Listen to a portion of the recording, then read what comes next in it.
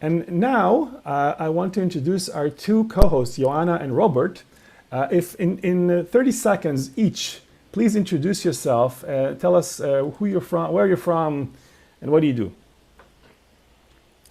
I'm gonna Robert. go first. Hi, Oh, everyone. okay, Ioana. Yes. I was first on the slide, so I assume that I'm the first one to go. Good. I'm Ioana. I'm working as a UX manager at UiPath, which is a company that's doing robotic process automation. So I'm working on solutions that aim to make people's work more meaningful and less menial. And so this is what I'm doing right now. I've also built a community around UX goodies on Instagram, which is now growing in different parts of the internet. And we have a Slack space, we have a LinkedIn page that we interact on. So it's something that I'm very happy to be doing for the design industry from a student perspective, if you want. So it's my own learning journey that I'm sharing, and that helps me connect with other people. And I've recently launched UX bootcamp, but I don't really enjoy calling it a UX bootcamp because it's most similar to a bootcamp, but it's more boutique. It's really centered around the mentorship relationship. I've partnered with 9 designers in building the curriculum and the learning system. So it's not quite a bootcamp, but it's probably the closest thing to it. And I think that's me in a nutshell. I'm gonna pass it over to Robert. Wait a minute. I want to say follow Ioana on it's UX Goodies. Look for UX Goodies on Instagram. If you're not following her already, because you're probably the only one. And so, and now Robert. Hi, I'm Robert. Robert from Germany, from Berlin, actually. Is where I live, but currently I have the privilege to be in Italy. So, hi to everyone who is currently in Italy, like I am. It's a good place to be right now. I'm a designer and a consultant. I spend a lot of my professional time in design agencies.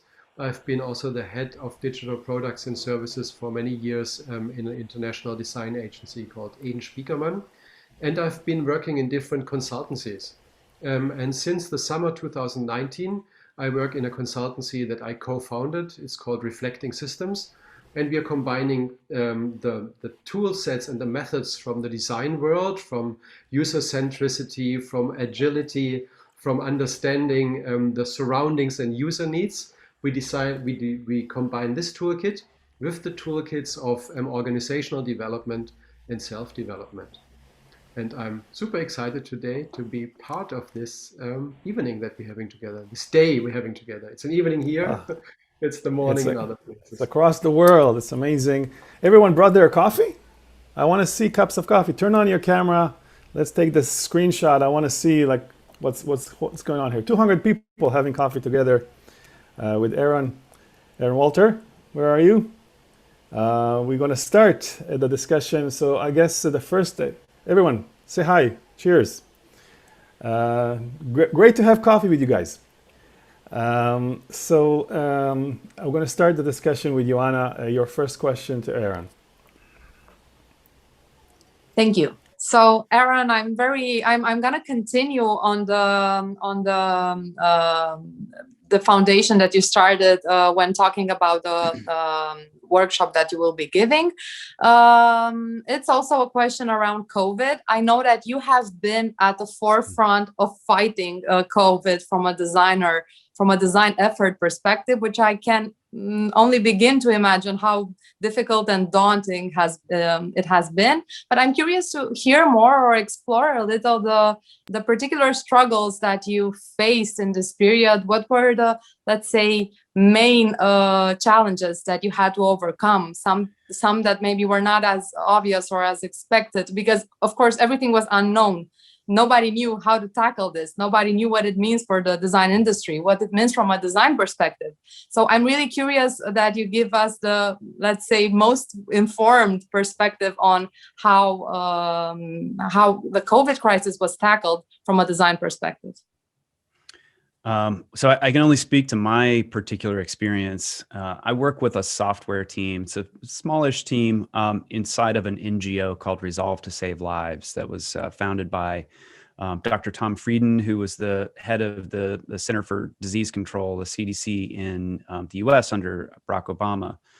And our focus is normally on global health. So we work, around the world in different places. But during COVID, that kind of shifted everything. And we ended up taking on a lot of work here in the United States. And so I work with a number of colleagues who are very sharp and have long backgrounds primarily in public health. And then there are a number of us who have a background in the software world.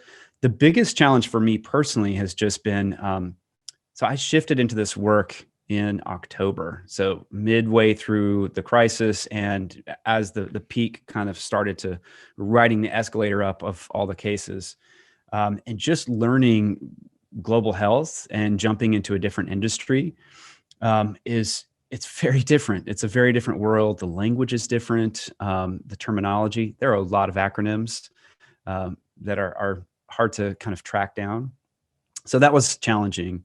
In terms of like design and some of the things that we worked on and are working on, there's a lot of information design and data display. So information design has been a big focus for us. So I've been working closely with Jason Santa Maria on a dashboard for the Africa CDC that tracks COVID and various data points for the entire continent and then for each country. And being able to think about really, it's just like fundamentals of information design. It's not particularly innovative, but it's just returning to the core foundation. So revisiting Edward Tufte and Brian Suda and maybe a few others that we've researched as well.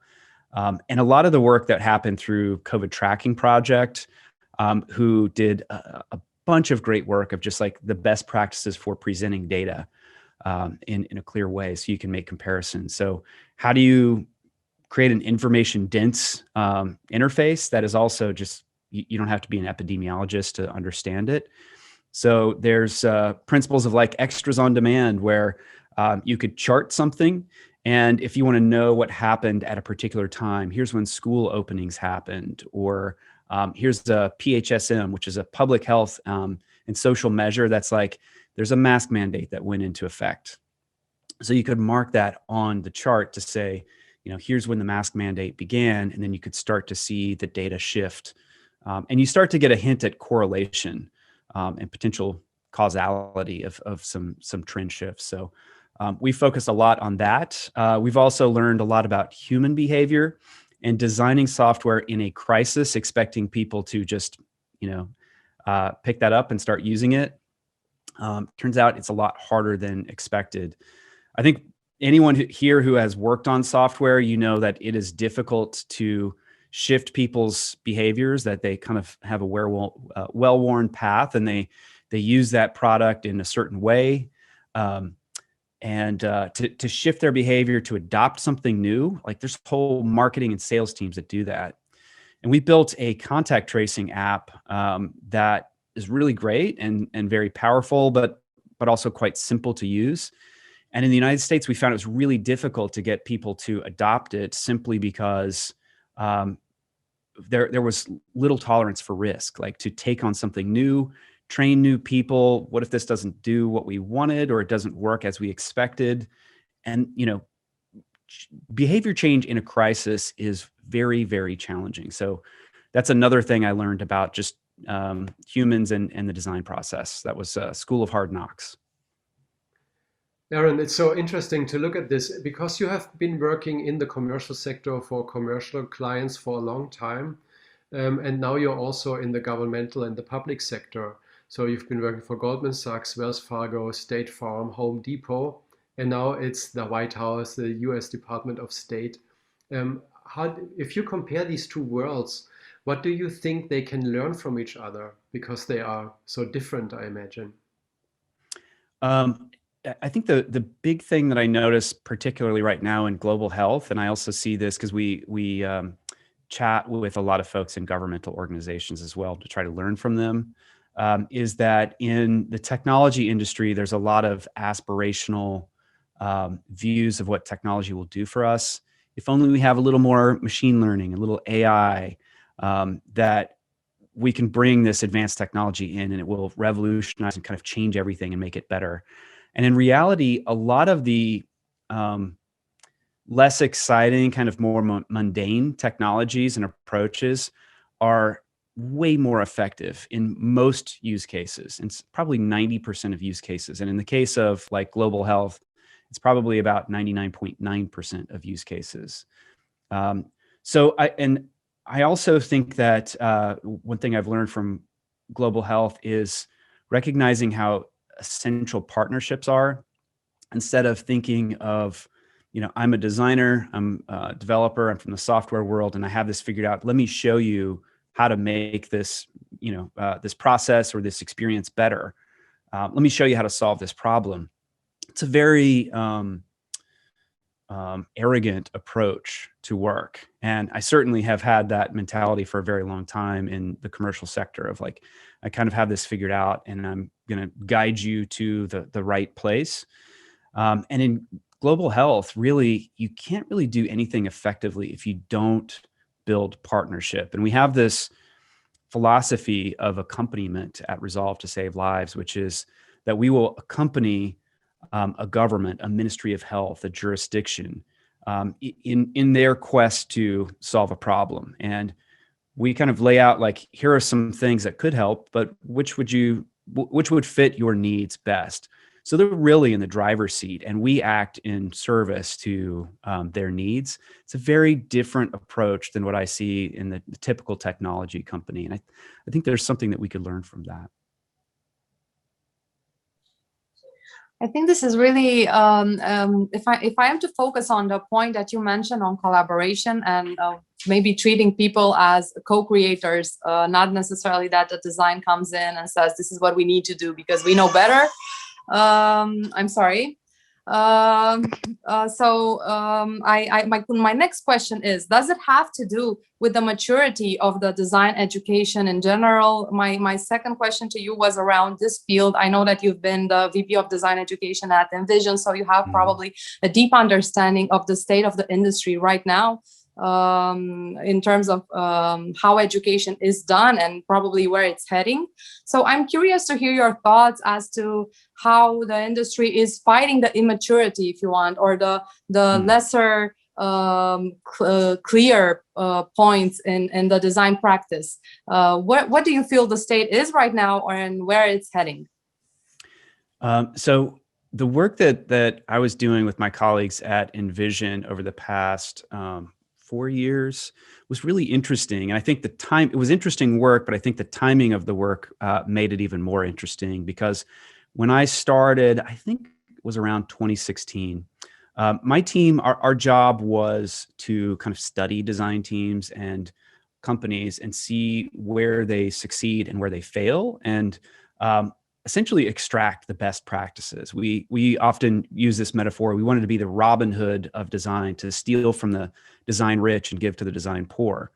And we did a bunch of research. Leah Bewley led a really amazing project on design maturity. And we studied about 2,200 companies around the world, teams of different sizes and so forth. So when I started at InVision and we began that research, what I saw was a big design team was like 20 to 50 people. And over the course of from 2016 to about 2018, it was more like 100 to 150. And it went even higher. I think Google has roughly like 3,200 designers. IBM used to have the world record for a biggest design team, but I think they're around 2,100 or something like that. And my numbers may be off, but roughly like that. But what I saw was that even like insurance companies that may not be household names had a few hundred designers on staff. And so what that indicated was a leading indicator that the experience became a really important part of the business value and the revenue strategy. So more designers had to be brought in. And that created a lot more complexity. And this boils down to less of a design problem. I mean, it is design in kind of big D sort of way, but it creates a human problem of how might people work together? How do they work together effectively?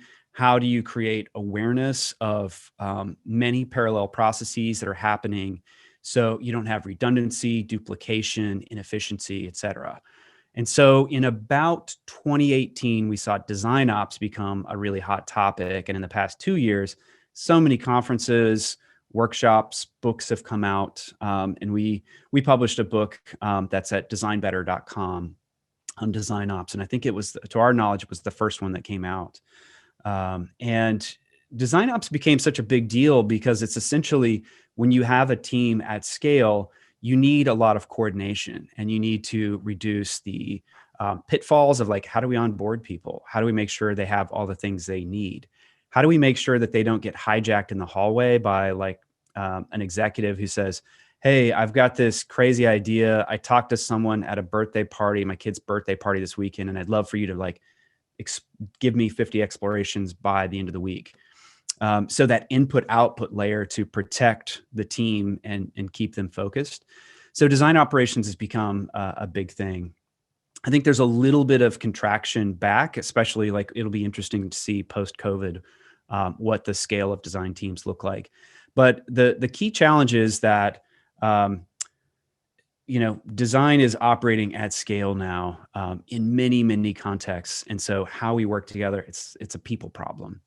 But it does mean that design is a lot more valuable, and the industry that we're in is a lot more valuable too. And there's a lot of opportunity for growth. I love this observation because it used to be about the design discipline, and now we see it's a lot also about organizational design. How do you set teams up?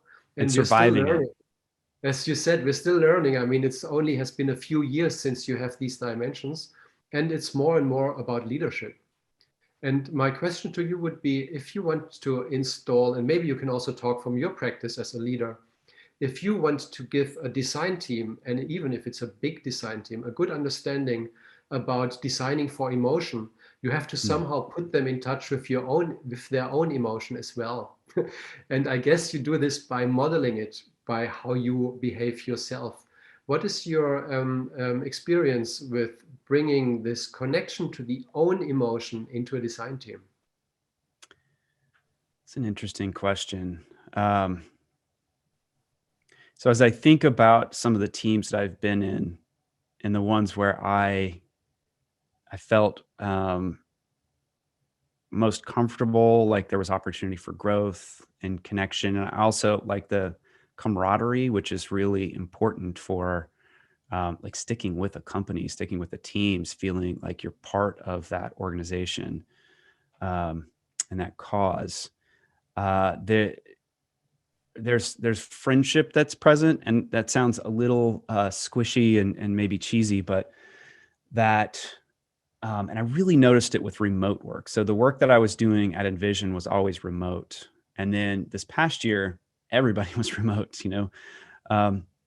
and there was something really interesting that happened, that our personal lives and our professional lives could not be tidily tucked away in separate compartments because they were physically happening in the same space.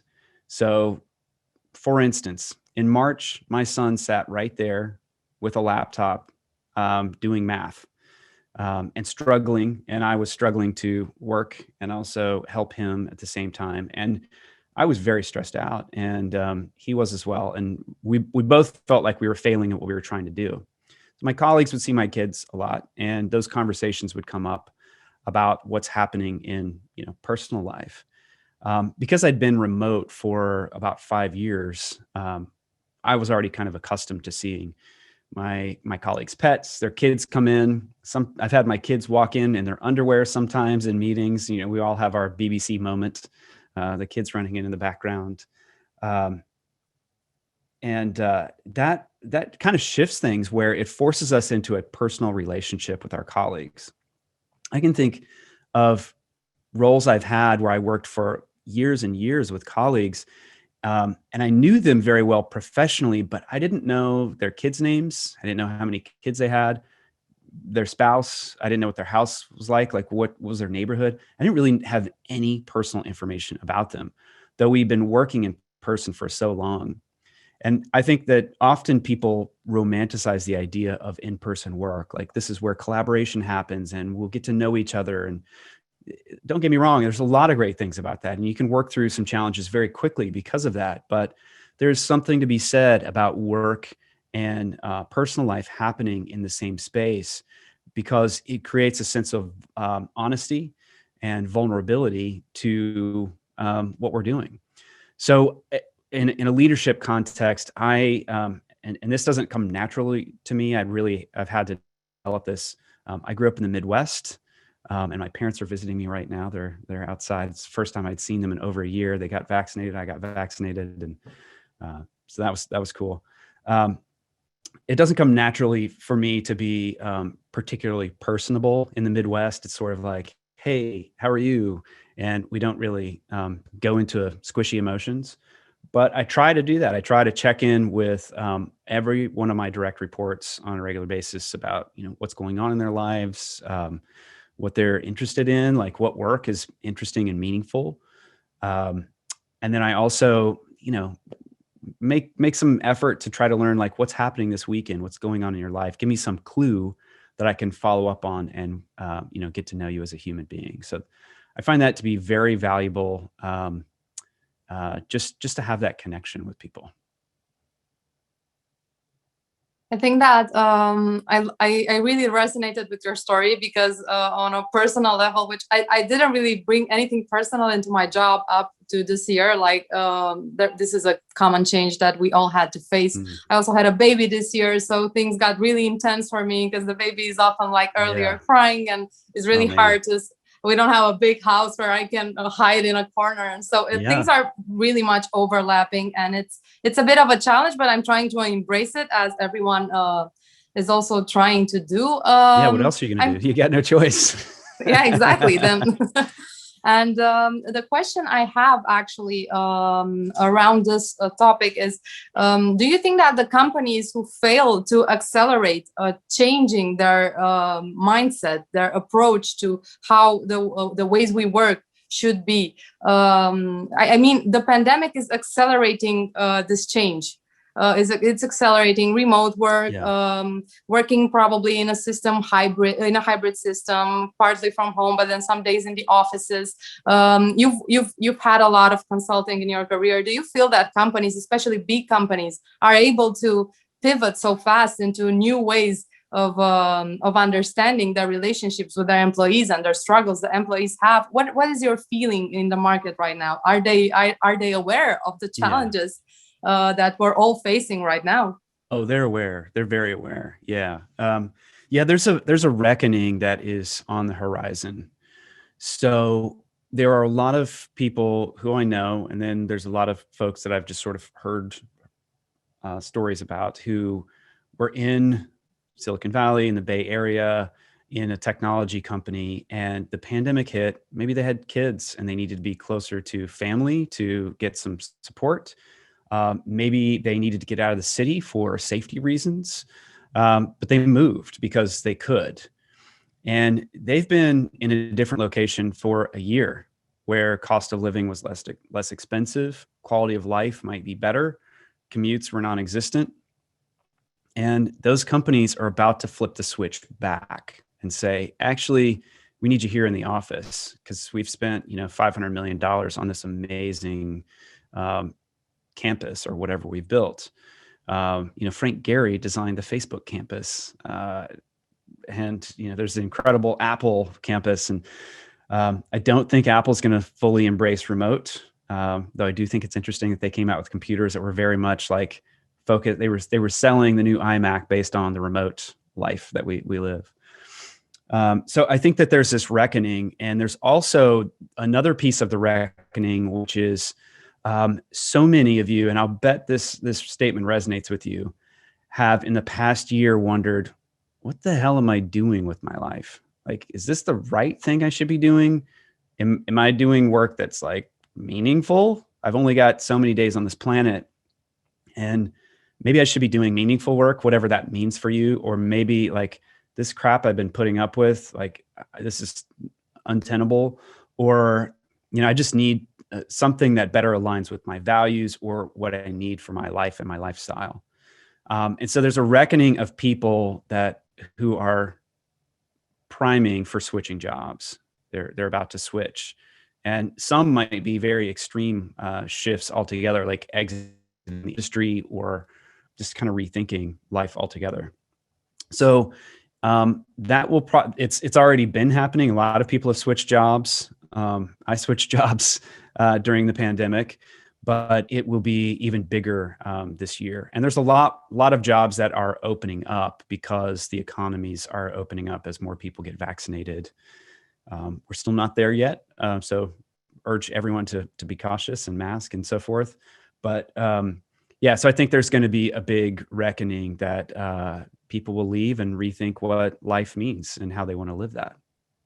I agree. That also might be something positive that we can take out of I think so. global pandemic, of this incredible VUCA event that has shaken the whole world, and it still does. Yeah. I want to ask you, Melissa wrote in the chat that she heard oftentimes, leave your emotions at the door, as a sort of a question for her to be professional. Yeah. And I think we all have come across this, that it is considered to be professional if you're not really a person, but you only bring a very tiny aspect of your whole personality to the room. Only the very analytical, extrovert, male, direct version of yourself, which is only a tiny bit. What do you think organizations and teams can gain if we bring more of our full spectrum as humans, as you already said, and if we bring that to the team? Yeah, that's a great question. I think that it is not realistic to say, deny this fundamental truth about your humanity, and please come give me everything else that you have. It's just not possible. I mean, I've certainly had different passages of my career where I felt like, man, I just leveled up to this executive position or whatever, and I need to be more buttoned up and more in control. And it's just really hard to do. I do think that there is, I noticed that there are some people who kind of rise in their career because they've got like a temperate approach to the work, where they sort of, it's not that they're denying emotion, they're just sort of taking in the information and considering that before they speak, like say something definitively, make a decision, et cetera. So I think that is a good habit. And I don't see that as in conflict with, bringing your full self to work. I think the value that companies can have in recognizing the emotions of their employees is that their employees can be more aware of and speak to and support their customers, because customers certainly are making buying decisions with emotion. In fact, emotion is like one of the primary drivers for purchasing. We do make a lot of buying decisions based on functionality. I won't deny that. But there are so many things, like emotion becomes this tipping point. And sometimes not even a tipping point. You hear people just say like, I want that. And they want that not because it's super logical, but because they are just drawn to it. And the things that we buy and we use change the way we feel. And when things change the way we feel, it fundamentally changes the human experience. And that's creating value, real value. And we'll talk about that in the workshop, by the way. We dig into that. But I think that creates tremendous value for a company when they have that attunement to culture, to other humans, because business creates value by creating something of value for their customer base. The more that we can be attuned to that, the better. And I think that's kind of preaching to the choir here, probably with this audience in UX. And we like to say we've got a bead on being empathetic. Most of the time that's true, and sometimes not. One thing that always strikes me is these observations that designers are especially good at being mistreated, allowing themselves to be mistreated. And I think it is important for us to stay in touch with who we are also in our profession. That's right. Yeah. Yeah, engineering is very, seen as kind of eminently logical, and design is emotion, and therefore very mercurial, and there's little truth to that if it moves around so much. But there's a lot of just like core principles of psychology in what we do, and that is certainly truth for our whole species. I just want to jump in and say that I love the point on accepting the entire human that you're hiring. So not just parts of the person in front of you, or the parts that are comfortable or let's say valuable for you as an employer. So I think that this is probably one of the core principles that I imagine should sit at the foundation of building a good culture, and let's say be a fundamental principle for leading design teams. And this takes me to the next question I would really be excited to explore. You've mentioned earlier that you've observed, studied, and worked with many design teams, and probably the largest design teams out there. So my question is, what do you feel are some principles that help design teams succeed? So what differentiates a team that works from a team that kind of feels all over the place, and there's a lot of tension and overlapping and uncertainty and lack of clarity? Because I myself have seen many of my design peers, probably I've been in similar setups where things kind of felt out of control most of the time, or like roles are not very well defined, and it's not very clear how we should be working together, although obviously it's a continuous conversation and negotiation, and there's nothing set in stone. But from your experience observing and studying these teams, what are some principles that kind of help you make sure that your team will succeed? I think foundationally, diverse perspectives, diverse life experience is a really important thing for teams. When teams have a very narrow view, they produce a narrow range of solutions and ideas. So I think that's a very important thing, is thinking about diversity in your teams. Rapport and trust are very foundational and important, and there are lots of different ways you can do that. People do offsites and all kinds of different things, but leaders can help shape culture. They don't actually have 100% control of culture, certainly. Choosing people who are open and collaborative versus maybe domineering and kind of divisive, that's important. And when you start to screen and bring people in, and then actively, we talked a lot about people being bringing their whole selves to their work, which is great, and creating that opportunity for rapport and trust, where people can give really like negative, honest feedback to one another. You can do that in a supportive way. You can do it in a constructive way. That's really valuable, because you want an environment where there is debate, and not just simply accepting what's put on the table. Like, I made this thing and fantastic, that's great. I have a friend who came from Apple and joined another major software company, and he had a very different way of communicating that was very Apple-esque, that was very direct, and sometimes hard for people to receive that critical feedback, and it just didn't take. So different cultures are going to be different, but it's very important in a design team. You want to have that debate and dialogue. And if you don't have that, if everything's like, that's great, it's like dribble, where dribble, you post a shot and everything's fantastic. That's not a growth environment. And I think also building mechanisms for reflection, to be able to look back. This is something I've learned a great deal from my current work with Resolve to Save Lives, is as COVID, the pandemic in the United States, where I am, has shifted and gotten a little bit less stressful. We've taken time to look back on everything that we've built, all the projects we've worked on, the partners we've worked with, and we identified like, hey, here are the shortcomings where we screwed up. These are the circumstances. These were the decisions that we made and the information we had at the time. And would we go back and make those decisions again? And when you have that time to reflect, you can start to prevent, the same mistakes going forward. And more than that, you can build a decision-making matrix, which is what we've just worked on, that helps you evaluate, like, we're going to take on this new project. here are the potential pitfalls. How do we score this? Red, yellow, green.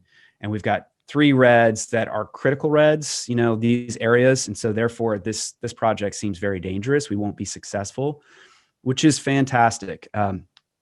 It's good value for the business. You're de-risking the work going forward. So if businesses could see that creating time for reflection actually de-risks the work going forward and makes your team, like, tunes them in and makes them better and better, that's very powerful. Whereas what I'm accustomed to in the software industry is you go as fast as you can plus 10% and you never stop.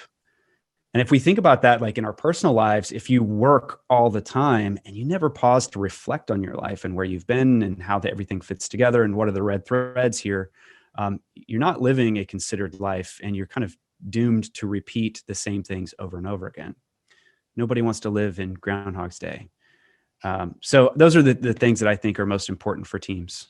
There are a lot of other things. There's frameworks and structure for operations, and lots of books written about how to do that well. But I think if you get diversity of life experience, you get trust and rapport, and you get, what was the last one I just said? Space for reflection, creating space for reflection. Then you've got the nuts and bolts.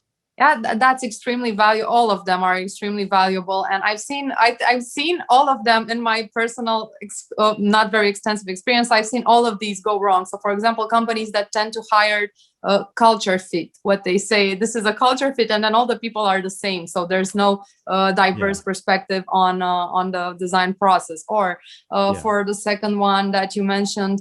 Now I forgot it. The psychological safety. The psychological safety is something where things can really go bad and people will not feel safe to express their opinions, just like you said. And then you're missing out on valuable feedback and valuable debates and points that can bring the most out of a certain challenge at hand. And also, I think that space for reflection is something that still I've seen many companies feel like it's like lost time, or something that if they're investing time in creating pause, then it's a pause for their features, feature factory, whatever, they're on the treadmill running and putting out all sorts of things out there. And I think that probably with this pandemic and how the world is reshaping itself, sometimes forcefully, with no alternative, probably companies will begin to think more about these elements and how important and vital they are for success and well-being of the people that are working. Yeah, I think so. I think it's an interesting look at the pandemic. Because as you said, Aarron, and I 100% agree, the software industry, especially Silicon Valley, but also other economic visions are always go full speed, go faster, ahead. Don't stop, don't look back, start everything. And I think with COVID, we are now in the time where we have to look at the end of things as well. The end of lives, the end of certain things that we can't use anymore.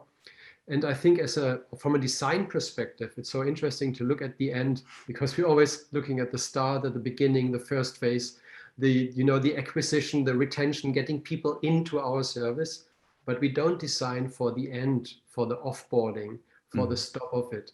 And currently we have been discussing this amongst friends a lot, designing for the end. What is your take on that? So just clarifying, when you say designing for the end, like when someone leaves your service or a team member leaves the company? All of that. I mean, if you leave the service, if the lifetime of a certain product is ending, or if some service is not available anymore, and you don't just let fade it out, but you give people this opportunity to reflect on what they had in this product or their service, and to have like a little ceremony at the end, to give closure. Yeah. I have a few thoughts about that in terms of like the product and when people leave your product. There's a really great process called switch interviews. It's a methodology for interviewing your customers. So if you're in a research capacity at your organization, if you go to Medium and look for switch interviews, jobs to be done, you'll find that. And basically switch interviews, you're trying to understand why someone bought your product or why they left. And the leaving part, which addresses your question, it's kind of hard, actually. When people leave your service, it is a great opportunity for reflection and learning. What made them leave? And most people, when they cancel an account, they're not really in a mindset where they're like, I want to tell you why I left. Those who are tend to like have a lot of pretty heated things to say. But you will find some people who are like, yeah, I'll talk to you. So building mechanisms like survey mechanisms, follow-up emails, or even building it into the UI of like, hey, you're going to leave. Can you tell us why? And then would it be okay if we talk to you about this? That is a fantastic way to learn like what your shortcomings are, what you could do better. And it's something that when I was at MailChimp, we did, and we learned a lot. And it told us like what was going on with our competitors and things that we should actually care about. If you pay attention to your competitors' marketing, you might think like, oh my God, we've got to go build this feature. Most of the time, people aren't going for that particular new feature. It's some other like foundational thing of like, I had a little bit of friction over here. There's no friction over there. So I'll go to that. So that's a great process to build. And then in terms of like people leaving teams, I think that there is opportunity for some ceremony and closure. This is one of the shortcomings with remote, is that one day you go to Slack someone and like it doesn't autocomplete. You can't find them because they left the company, and there's no way to know that. So it's easy for someone to duck out the side door in a remote organization versus, if you're in person, you might catch up with someone or see like they're emptying their desk and say, hey, I noticed this, what's going on? And then there's a conversation and, oh, I'll miss you, let's stay in touch, et cetera. That is a sense of closure that you get from that. So having procedures when someone's leaving, like announcing it, what's the order of announcing? Like announce it to the immediate team, announce it to the larger team, and then announce it via email to the company with a week's notice so people could go like say their goodbyes, get closure on projects if they have anything outstanding, and just get some continuity there. And I think it's great. I always like to have some little celebration, like a happy hour of like, let's get together and just celebrate someone. We recently had someone leave our team who was very talented, and we felt very close to him personally, and we had a thing for him. Invited a lot of people, and people showed up and said nice things, and he felt good. We felt good. We felt a sense of connection. So I do think it's an important piece. People need closure, and without that, there's this like uncertainty, unfinished business that looms in our minds. And I think this really traces back to understanding the entire human you have as an employee. Yeah. So it's the human experience that you're actually designing from an organizational perspective for your employees. And people kind of probably things will change, but feel this conversation, I feel for me, keeps getting back to this point where organizations normally think through the experience that their employees have very deeply or profoundly or in an empathetic way as much as they should. And I think that as designers, we're great at spotting and understanding and unpacking problems. And I would want to take this conversation a bit even on a broader level, on the level of abstraction, and ask, what do you feel is wrong with the design world today? What's wrong with UX in general? What's wrong with the design industry? What do you feel are some things that are not going well right now? Maybe too many processes, too many buzzwords. What do you feel are we struggling with? Snacks aren't good enough. I'm not the first to say this. In fact, many of you may have heard this before, but I think the notion that UX design, that we understand empathy, and we kind of, this is the flag we like to fly. We direct that towards customers, and I think that we do pretty well at that. Maybe better than some teams. I think there's more to be done. There's often like this habit of designing in a vacuum of like, I'll design over here and then go take it to the customer. So designing with the customer is, co-creation. It can be a very powerful thing. Not in all situations, but many of the contexts that we're in. and also bringing customers in early on once you have some prototypes and watching them use things. That's kind of old hat. That's advice that's been around for some time. I think the big thing to bring us back to the earlier conversation is now that design teams are larger and we have to interface with others, that idea of empathy that we have for customers really has to be directed towards colleagues. And those are people directly in our teams, recognizing that people think about problems in different ways. People have bad days and sometimes like shout in a meeting. I've had that happen and feel like, gosh, what's it mean? No, there's just like a thing going on over here, and we can move past that and have a conversation later on. Recognizing that engineers are not our enemies or people in product or executives, that they also have a human experience and different perspectives. And being able to think from their perspectives and sometimes speaking their language too. And the common language is business. Like, how does this business make money? How is this business sustainable? And how does that group think about it, or that group? And how might I think from their perspective of what's most important to them and what do they need? If any of you have been in a long-term relationship, you probably know that this is like how you stay in that relationship is thinking from their perspective of like, oh, their throat must be scratchy. I'm going to go make them a cup of tea. Not saying you have to do that at work with your colleagues, but thinking from their perspective of what is it that they value the most. Sometimes you can just go ask that question directly. What's most important to you? What are the metrics that you're tracking? What do you care about the most? And then think, how does what I do maybe help them with what they're doing? Can I do something that helps them advance what they're tracking and reporting in on? Can I make that person look good? This is another great lesson. Sometimes it's a very hard one you might have it in your head, but following it is difficult, is give other people the credit. Let the other person be the hero of the meeting or of the project, and sit in the background and let them feel that sense of belonging, because that is very powerful. They see it, they feel it, they recognize it. Your colleagues see it and feel it. Even if you give the credit to someone else, people are going to recognize like, yeah, I know they were involved. I know they're sitting in the back seat and letting this person be out front. It's very powerful. It's a way to influence, like have influence in an organization without force. And it's a way to do it in a very empathetic, supportive, approach.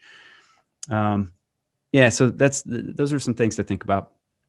So I think that this means that designers, in order to better themselves, and probably, let's say, many designers, when they're at the point mid-senior, probably in their career, kind of feel confused as to what would be next for me. And maybe next would be becoming better at business, and then ultimately absolutely.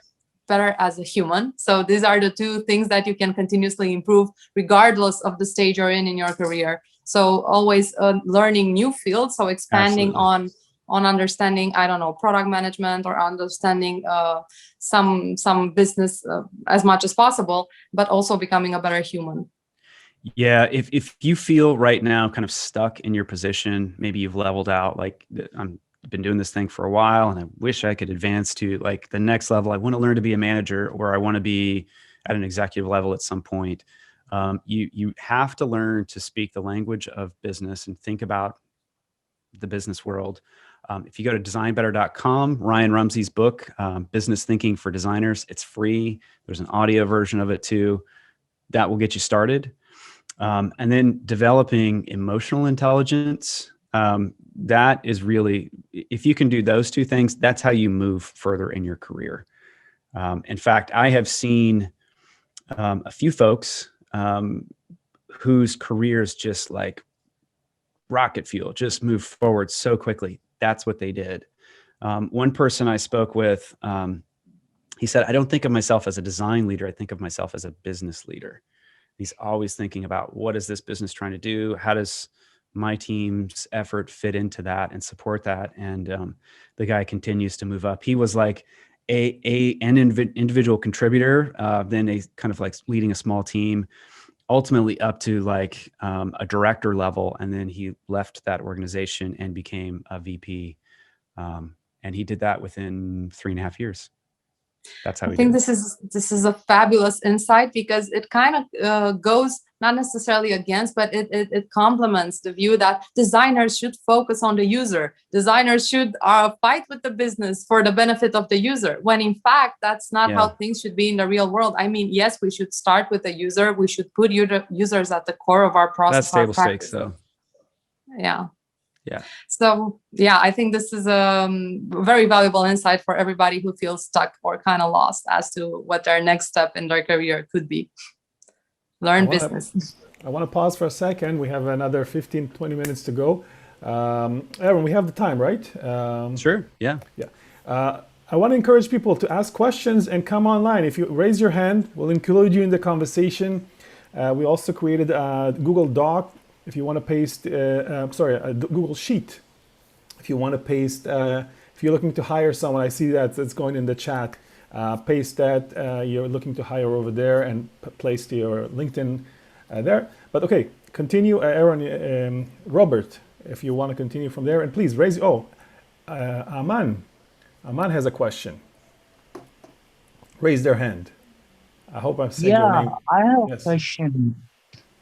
I've been trying to get clients on like a freelancer and in this LinkedIn, but I've been not able to get clients. So how will I get clients of my... How to get clients? Can you hear me? Yep, I can hear you. Yep. Yeah, so I've been looking for clients. So how will I able to do that? That's a big question. There are lots of ways that you might go about that. If you are brand new to the space, essentially, let's think from a client's perspective. What would make them want to work with you? First of all, does Aman have good craft? Does he have good skill bringing something to the table? How might you communicate that? You would probably have to have some evidence. So presenting evidence of your skill and craftsmanship and professionalism. And that would be a good portfolio, a portfolio of examples, maybe of different types of challenges that you've worked on, maybe different types of industries that you've worked in. And you might even be targeted. So instead of saying like, I'll take any client, but maybe you've got some expertise or awareness of a particular industry and you say, you know what, I'm going to try to just get more clients in this industry. And I'm going to build a portfolio that just shows that. So that could be, that's an essential step one. I'm a writer, but I don't show my stuffs as much as I think I should. I write. So that I'm a new person. So I don't know what to do because. And you're a writer? Yeah. Okay. So as a writer, the key, if you do research on what good writers do, it's pretty common pattern. And that is they write every day. They write regularly. Most of them get up early in the morning and they write at least 500 to 1,000 words. And so they build a practice. So by creating a practice, you don't say like, maybe I'll write a blog post this week and I hope I can write one next week. It's a practice is something that it's guaranteed. Every morning at 6 a.m., I write 1,000 words. That's what I do. They might be 1,000 awful words. It might not add up to anything of great meaning. But by building the practice, you move closer and closer towards craft, mastery, and understanding. So step one is just building that practice and doing that every day. Step two is that you would publish and make that visible. So many platforms you could do this on. You could do this on Medium because there's a built-in audience. You could do it even Twitter. Like what if you tweeted something every day that was on a particular subject? Or built your own WordPress site. So publishing regularly, that practice every day is great. Building that into some sort of portfolio. Once you've got a portfolio of actual projects, if you don't have paying clients, do it for free. And then get testimonials from those clients of like working with Aman was great. He brought really interesting ideas to the table. Here's how it affected our business, etc. So you're building proof that you are capable and you have something to offer other clients. So these are the typical things that people go through. But if you want to be good at writing, I recommend reading a lot and reading what other writers do. There's a great book called Bird by Bird, which would be a good one for you to start with. But there are tons of them out there. I think there's one called On Writing, and I can't remember the name of the author. That's particularly good too. Okay, I see another hand. Dita, say hi. Thank you very much for that. Sure. If you can go on video, that would be cool. But what's your question? Yeah, thank you. So my question is, the first and foremost, can you hear my voice? Yes. I can. You're a little quiet though. Okay. I see that there are many beneficial things from your explanation, and it's good to build emotional connection between teams. So my question is, as a subordinate, how do you see I can have a bottom-up approach to encourage my leader to build this emotional connection between teams, so we can not to only working had our job finished, but also have a quality relationships between teams. Thank you, Aaron. Okay. Sure. Hey, Dita, great to meet you. Let me just reflect back to make sure I understood this correctly. So you would like to encourage leadership at your organization to recognize the value of that rapport and relationship in a team that we talked about earlier. Is that right? Yeah. Okay. Sure. So I have sort of hard news for you. It will be difficult to convince them of the value of what makes a good team. There are certain places that think about certain types of work in a kind of a commodity perspective, that the more that we can churn out, the better. And we know that will lead to attrition. People will quit, we'll lose people, but that's okay because we'll get more. And so it's a churn and burn model. And there's probably almost no circumstance where you're going to convince that type of organization, that type of leader to, start to change their philosophy and rethink how the organization works. So you could try, and you could have honest conversations, one-on-one conversations with your leader of, here's what's working in other organizations. I did some research. Doing your own research ahead of time would, to bring that in, could be helpful. You could have conversations with them about like, what are the best teams that you've ever worked in? Maybe finding ways to kind of highlight examples that are close to home for them. And if it doesn't work, it might be that you might need to find a new place. Because if they don't value it, it's probably not going to be something that they change anytime soon. That might not be the answer that you're hoping to hear. Being reflective is interesting. Yeah. Thank you, Aaron. Sure. Okay, Anastasia, you're up. Hi, thanks. I'm Anastasia. I have a question actually about customer centricity. To be honest, it's a little bit hard for me to phrase it. I would like to first explain the situation and then kind of bring the question. Sure. So you said for designer, maturity is very important to be close to the customer, testing a lot and stuff like that. And I absolutely agree with that, but it's very hard to do it right. And so what I observed in my organization, that we do a lot of user testing, but it leads to that point where we listen too closely, and it leads to some sort of faster horses instead of actually really designing what people need. And I also observed one of the interesting things that sometimes it takes away the decision making from designers, and it just creates some sort of like, let me show the design and let user decide and make me feel comfortable about it. Right. And I think it's about, decision making then. So how would you approach that? How would you shift the mindset to like ask the right question and listen to the right information, but still be able to be, to stand up in your shoes as a designer and make decisions? Yeah, I love this question. So very, very astute observation that you can get a tail wagging the dog situation with designers where you're asking your customers what they want, and they will tell you all kinds of things, and you end up with really bizarre things. And we've seen software companies, I think Microsoft has certainly had a history of this.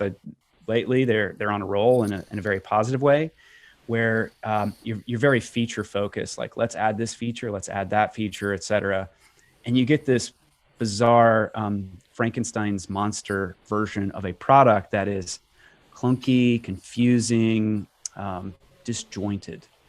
So the thing to realize is that there are different ways to solve product design problems. Sometimes we want to create something new. We need to discover a new way to solve for a cultural shift. Like for instance, when the iPhone came out and everyone had fast data connections, that really changed our relationship to technology and to software. And so there's a cultural shift, and you can't really go ask people, what should we do? You've got to like kind of be visionary, do visioning of what could happen. So that's one dimension of problem solving. And when you have something in the market and you want to make it better, we iterate and we refine, and usability testing and conversations with the customers. I call that sanding off the edges. We've already got a product, but we need to sand off the edges to make that smoother and make it more efficient. But if you think that usability testing is how we will innovate, or talking to customers to find out like, what's the thing that you'd really like? Oftentimes they don't really know.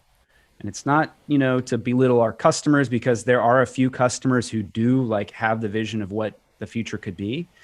I've only had that happen one time, where I had feedback mechanisms built into the product that I was working on. And there was this guy in New Zealand who had like very, very deep insight into what could happen with the product. And, got that guy on the phone. I stayed up late to be able to schedule time with him in New Zealand. And I learned a lot from him, but that's kind of the only time. So to shift, I like what you said about designers having to make decisions and kind of have ownership, instead of offloading your responsibility of like, you're the puppet and the customer kind of tells you what you should be making. So recognizing that where you are in the product lifecycle, are we at the front end of it? Well, we want to make something new that's adapting to a different change, or addressing a new market, or competing in a new innovative way. You're not going to get there with usability testing. That's refinement.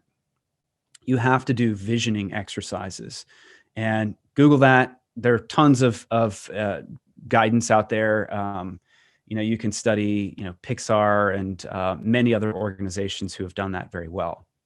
And there are ways to kind of dial that in. That's essentially what design sprints are doing. Design sprints are, they're not something you want to use all the time. But if you're trying to imagine very quickly, like what could the future be, a design sprint could be a good discovery tool for that. And then at the end, you can kind of check in with some customers to calibrate a bit. Still might be a lot that has to happen to make that better. But just don't conflate the two things. Am I iterating or am I innovating, and trying to separate those processes accordingly? Thank you very much for answering. Very inspiring. Sure. Okay, Amit, turn on your camera if you can, and unmute yourself.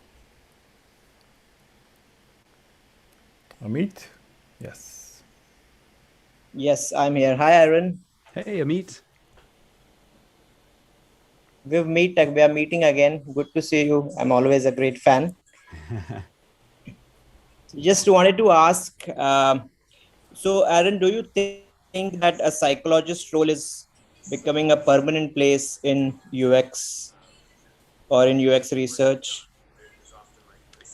and let's say somebody like us, where I have around, a small team of 12 UX designers with me. How do you see amongst, I mean, in terms of in my team, does it make sense to have that role?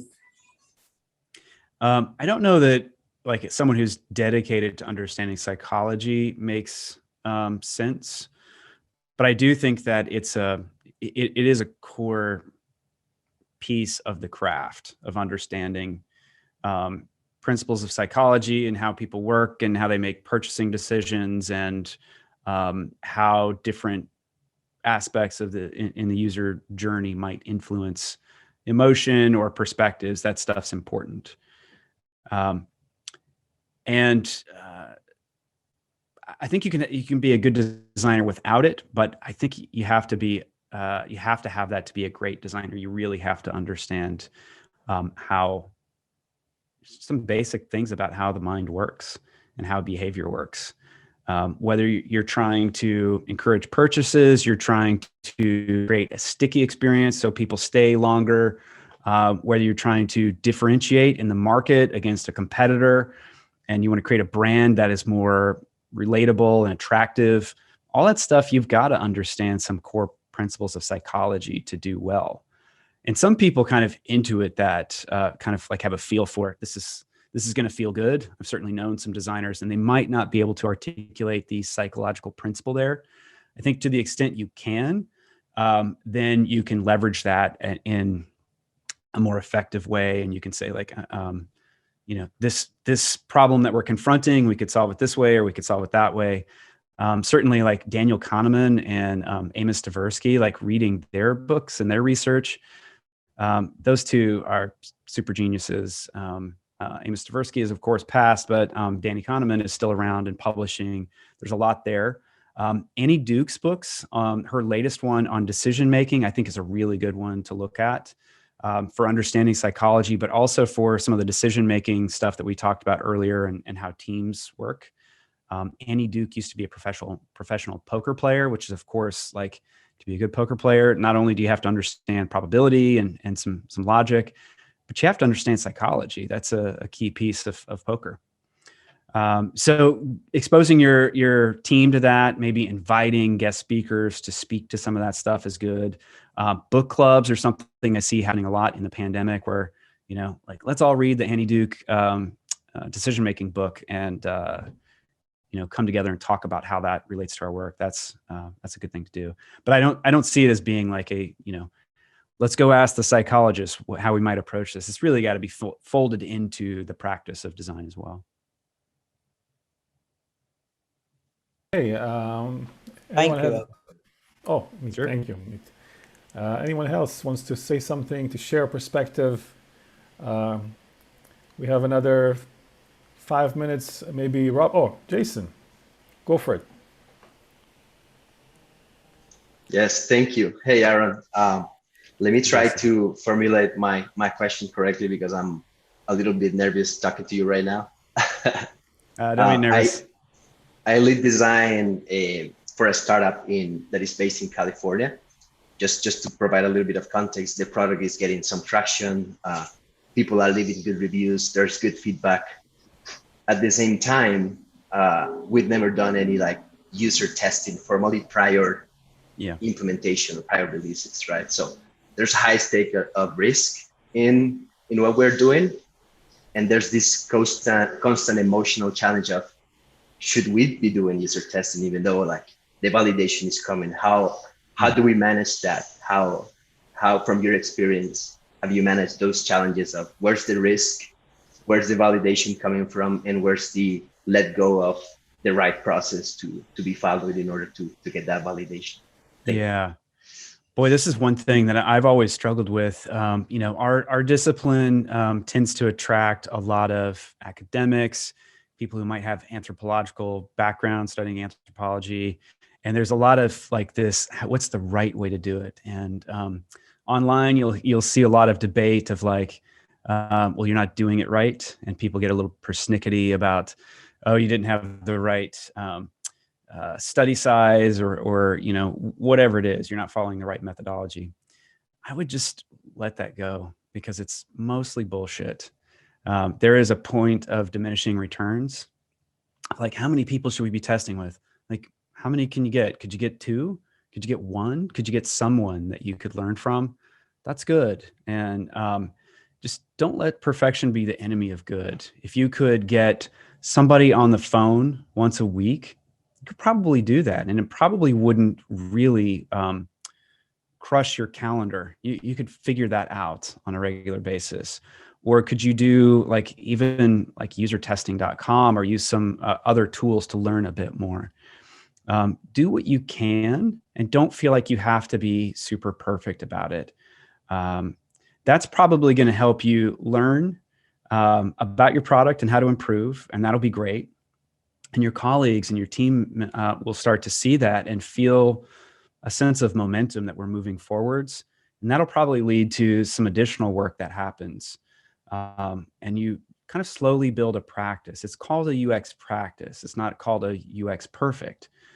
We don't have to come to it with perfection, and we can't. We honestly can't come to it with perfection. It's a practice that we try. That is what a practice is all about, is trying as much as we can. And the more you try, the better your tries will become. So let go of that piece. And if you can do some testing through Zoom, you can do screen sharing and watch people use your work. There are tools where you can kind of embed some tracking in your site to kind of see people use the product. You could do switch interviews. You could do just customer interviews with people. You could do surveys. Pick the thing that is lightest. Like, what's the thing I could do today? And it doesn't have to be the best thing. It just has to be a thing.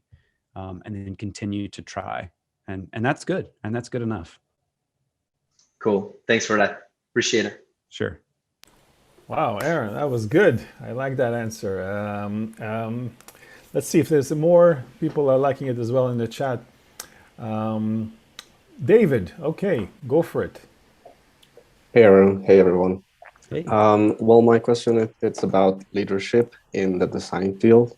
Like, how to become like a head of design, or what are the steps that you will follow in order to switch from a UX designer, kind of a practical thing, or more into it, and become just a leader? And how would you do it in terms of the path that you will follow to be there? There are a few ways. So if you are interested in that pathway and you have a good leader, a manager that is supportive and knows you and wants to see you grow in your career, honest conversations early on, that's great. We don't have that though. And sometimes asking like, hey, I'd like to be a leader, that's good. That can point you in the right direction, but sometimes we have to show what we can do rather than asking for what we want. And oftentimes when I've seen people grow in their career very quickly or operate in a leadership capacity, they are doing more than is asked of them. And I don't mean like everybody else works 40 hours and you work 60 hours, though sometimes that might be necessary. And there are passages in our life. I know when I was younger and I had more energy and I didn't have kids, and a spouse wondering where I was, I burned the midnight oil. I really worked as hard as I could to grow as quickly as I could. So there is that. But could you step up and when someone says, okay, well, what are we going to do now? What's the follow-up? You could say, I'm happy to call the meeting or run this meeting or organize this event or get the engineers together to get their feedback. So recognizing like, how could I create value? How could I be of service here? Keeping that service mentality open, which by the way, it's not only good for growing your career, it's also the surest way to find happiness is in bringing happiness to others. There's been lots of research on that topic. So you're showing rather than asking for advancement. I think also just to revisit my previous recommendation, understanding how the business works, asking people good questions about like, wait, how do we make money? And like, how long do our customers stay around, and how many customers do we need to acquire in the next quarter for us to, be on a sustainable trajectory. Being able to talk about your work that way, not going into meetings and saying like, yeah, I chose this particular font because XYZ, like chances are, except your design colleagues, nobody cares. Speak to it in business terms, and you need to recognize that so you can make good decisions for the business, but it's also going to show people that, all right, this person's providing value, and they're going to help us get where we want to go. And you do that for a while, and you put in your dues, and people are going to recognize that, here is somebody worth advancing. We want to definitely cultivate this career. There's something that I've heard lots of leaders say, which is, top talent deserve a career path. And there are, in theory, everyone should deserve a career path, but not everybody shows up really ready to receive a career path. They kind of like do the bare minimum and like kind of get by, and they're good, and like they help us with projects, but they're not exactly going to be our next leader. Okay. So also getting that emotional intelligence, and that's something that we can cultivate. I'm a big fan of meditation. I find that very valuable in my life. Everybody's probably heard of Headspace at this point. I've got another one for you. It's called Waking Up, Sam Harris. I love that one. That's really great. So these are things you can do. Again, think of it as a practice, but stepping into the breach where no one else will, that's probably going to get you further faster. Thank you. Thank you, Aarron.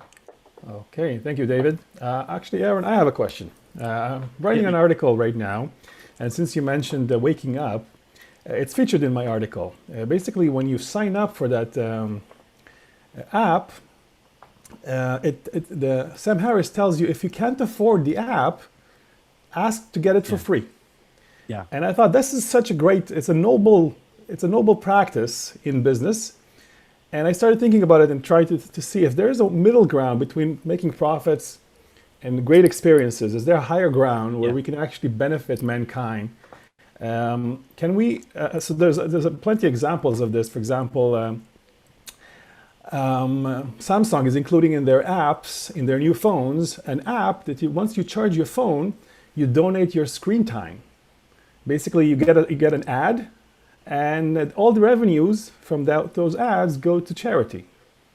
So I think it's like a little bit of a higher ground to design. What's your take on this? Is it possible to not just think about just the business when we're thinking about creating great experiences?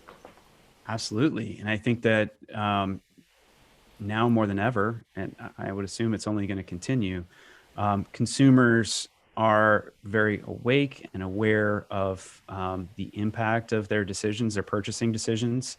And we tend to buy things, like if there are two things side by side and one has some connection to the greater good, and you have some capacity to be able to like fudge your budget to be able to afford that.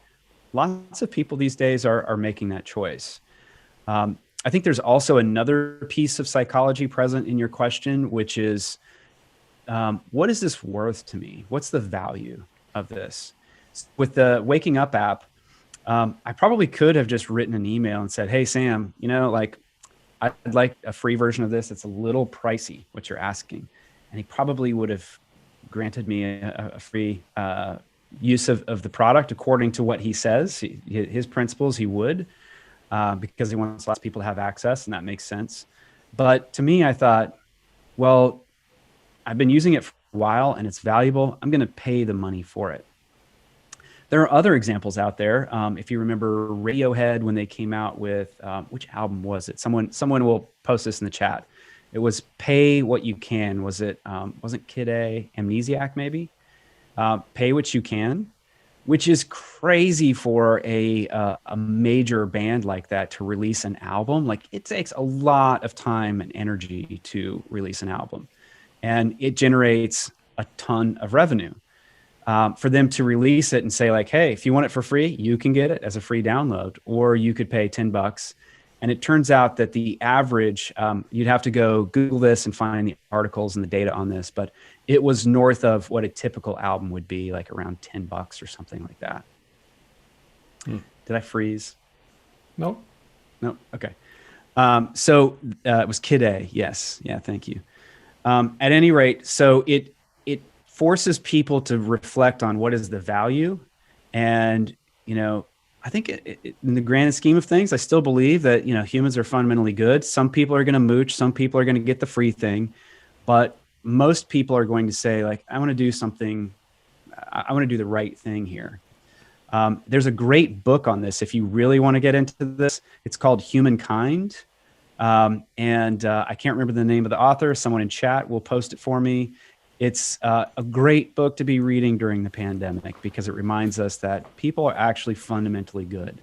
There are examples from World War II and lots of other situations of like how, people kind of default to good. Thank you. A Hopeful History by Rutger Bergman. So these are examples. I think that there's lots of opportunity for business to do good while making good.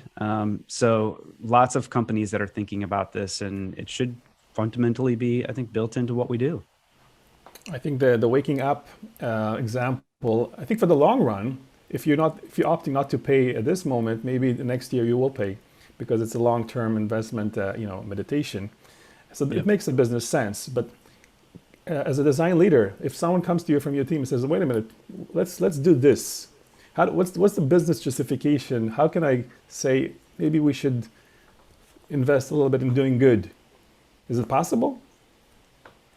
I think you can do small bets. Like, what if you did it for 1 week? For 1 week's time, we'll do this and see what happens, and then check some numbers. I think if you just make the pitch on like, wouldn't it be great if we could make the world a better place? Most people are going to that's going to be a hard sell for executives because you want to build a sustainable business and you don't want to like go to work every day and worry about how you're going to make payroll and pay for people's, I don't know, their family's healthcare and various other situations. And build in like this trapdoor in the business where maybe it fails. But you can do research, you can make smaller bets, and you can also think about things that don't necessarily compromise revenue that are for good. Like, what if we set aside 1,000 scholarships over the course of the year for, that people might apply. And you say, I will review all of these, or I will create a board who will review these and grant these scholarships to these customers. There are lots of different ways you can approach that. Design Sprint would be a great tool to investigate that together and think about how you might be able to come up with some shared vision for that. And the great thing about a design sprint is that if you create that idea together, it's a whole lot easier to get people to buy in because they were already bought in and present in the creation process versus like, I was in the shower and I had this great idea and I came in and here's what we should do. Then you've got to be a salesperson and sell that. Well, thank you. I would give an example, one last example of this that I think if you add maybe $1 to the checkout process at the end, it says donate this to the cause that we believe in. I think that's a great addition, a small that doesn't hurt the experience, but benefits the greater good. Yep. Kiva's very good at that. Okay. So we have a question, last one. That's it for this part. We're going to let Aarron go, which is from Sophie.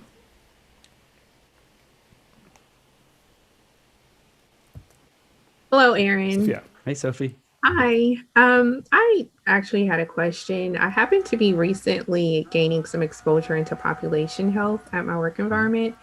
So I'm actually interested in the influence of your role as a UX designer and I guess the effectiveness that you see in that sector with your role. So design in public health? Right. You're working with public health in that environment, in that space right now, from what I believe. So I was just wondering, what's that experience like for you in the UX world? So first of all, there's a lot of opportunity for UX work in this field. Poke around. If you go to, there's a Google group, Design Gigs for Good is what it's called. If you sign up for that, you'll get emails on the regular, and you'll find just tons of job openings. Not all of them are public health, but you will inevitably see some public health jobs float through. So lots of opportunity, and thank you. This chat you guys are on fire. It's very helpful. There's a lot of opportunity to really help, because so much global health, public health software is just awful. It's just terrible. And sometimes there are new startups that are doing good things, and you can get involved with that. Hey, Alex. Thank you. I think we're getting some feedback from you.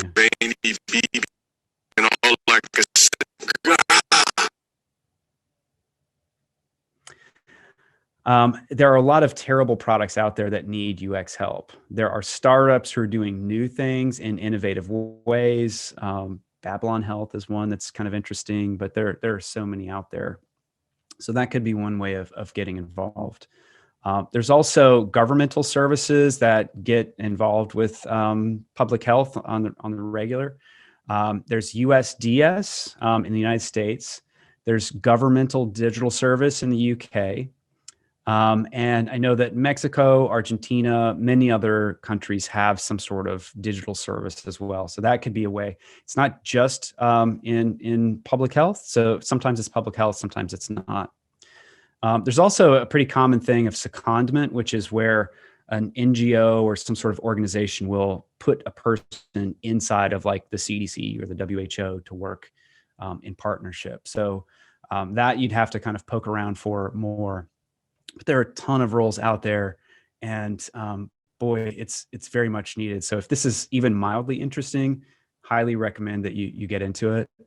I said earlier that it's a big learning curve for me, because I don't come from a public health background. So it's a bit scary, and on a day-to-day basis, I often think like, man, I am really stupid. I have no idea what's being discussed in this meeting, and I'm just going to go along with it and see what happens. But, I find that that's a good place to be, that you throw yourself in the direction where you have a bit of fear and uncertainty, and it's an opportunity for growth and expansion. So, if you're into it, the world needs you desperately, especially coming out of a pandemic where we need to figure out a lot, because there will be another pandemic, guaranteed. There will be another epidemic, and there's work to be done. Okay. Wow. Thanks. Okay, Robert, Ioana, are you still here? I'd like to summarize. If you're still here, say hi. We're going to go into the second phase. We're going to network a little bit. So to summarize, Robert and Ioana, please. Yeah, to summarize, I can only thank you, Aarron, because I thought that was, I think this was a very insightful conversation that we had. And I thank you for the time and all of this super valuable feedback that you gave. I found myself constantly nodding, and I wished for this 100% sign to be able to, but because I always, well, not always, but most of the time, I really agreed with what you said. Yeah, exactly. This one that is just posted. So thank you for that. My pleasure. I completely resonate with what Robert said. I also nodded pretty much the entire conversation. So yeah, I want to thank you as well. I have some valuable insights that I'm taking home, and I'm going to be chewing on them for the next couple of days. And I think that everybody who joined picked some ideas, some important ideas, or maybe important topics that we should be discussing more about. Things such as organizational design, bringing the human at work, and being accepted and embraced for who we are as humans, not necessarily as employees. So there were a lot of great things here, and I'm honored I got the chance to have this conversation. And thank you so much for this event. Yes, thank you for having coffee with us, Aarron. Thanks for having me. I'm already Cheers, done. everybody. Always this last drop here. Okay, so thank you, Aarron. So if you want to stay, please, you're welcome to. We're going to move into some networking